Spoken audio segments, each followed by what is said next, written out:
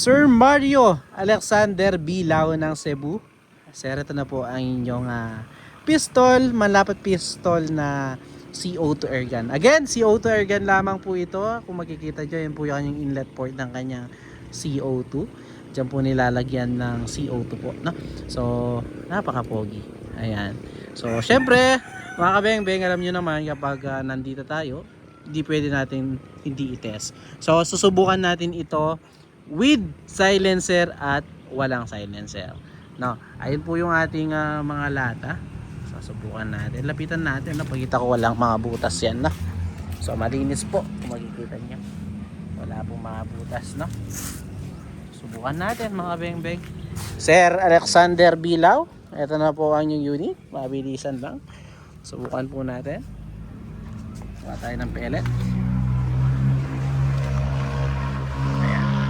Sa pagitan natin, panalagyan ng pellet. Ayan po. Ayan. Dito po siya nilalagyan ng pellet. Single pellet lang po, no?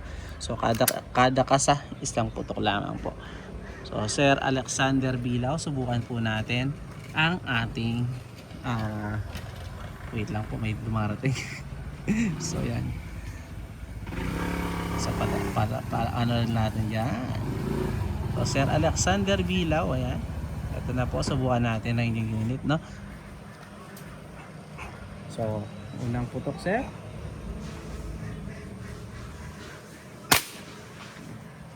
Mga maba. Second shot tayo. Palakas ng unit niya, sir. So, dun tayo sa second na lata. Grabe.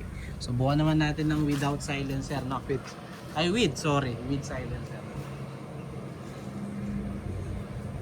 So, hindi ko na kinargahan kasi 2 shots lamang po yung ating nasa 5 to 7 shots naman po yung ating unit, no. So, para malagay ang ating suppressor, tanggalin natin itong kanyang end cap. Napakaganda ng pagkaka-design ng kanyang suppressor dahil ayan.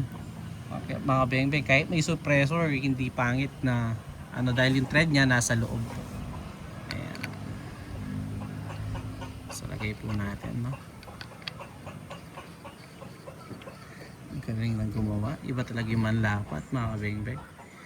So, ito, subukan natin. Magaling din ito. Subukan natin. Wait lang po. Focus natin yan.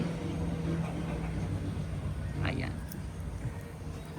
Subukan natin, no. Pangalawa. Unang putok ng with silencer po. Para matignan natin kung ano po ba yung pinagkaiba ng sounds niya, no? Napakatahimik naman po talaga.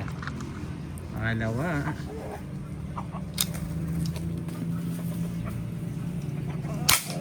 So yun, tumatama tayo mga kabeng-beng. So puntahan natin yung ating naging result ng ating test fire po, no? So sir, check natin. So dito makikita na yan. So dalawang exit, so it means dalawa nating beses tinamaan, una at dalawa. So yan, sintado pala tayo. Then dito sa pangalawa, ganoon din, dalawang entry hole, then dalawang isa lang yung exit hole nya. So kaya pumunta. Ito, hindi nakalabas yung isa. Pero tingnan niyo naman po, no? Tapos tumama pa doon. So, yun po mga kabeng-beng. Salamat po. Sir Alexander Bilao. Salamat po again mga kabeng-beng. Peace out.